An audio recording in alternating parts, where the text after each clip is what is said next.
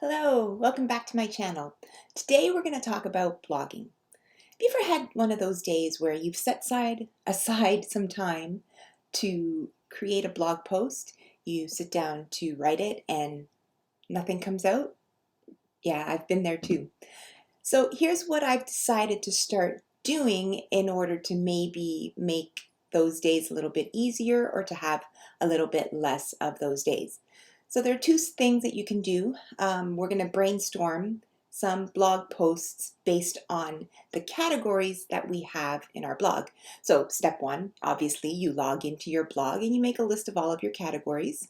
You might have a pretty good idea of some of the main ones, but it's always good to go into your blog and just check the categories that you have set up because there's some that you might be forgetting. So you log in, you write them down, copy them down, either write them down on a piece of paper.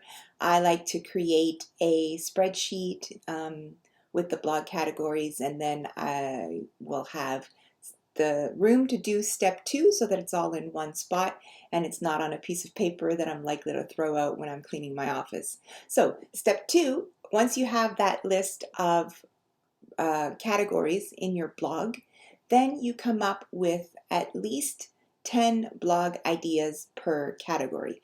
So we're going to sit down, we're going to do a brainstorming on our blog categories and at least 10 blog post ideas per category.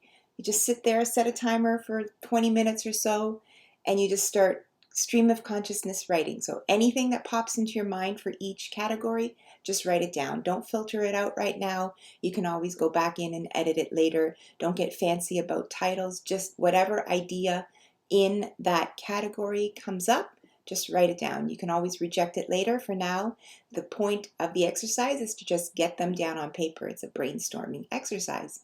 So then the next time you're going to sit down to write a post, you just pick your category, pick the idea, and refine it from there. It helps to give yourself like a writing prompt when you're sitting down to write a post. And it also helps you sort through your categories because there may be categories that you haven't talked about in a while, but seeing them in front of you and having ideas for them will help you start to be more productive, I guess, in that category. And then the great thing about this is once you've gone through all of those ideas, you just sit down and you have another brainstorming session. All right? So I hope this helps you generate some ideas to help you get past the writer's block next time you sit down to write a blog post. Be sure to subscribe below or hit the bell button if you're already a subscriber to be notified when my next video goes live.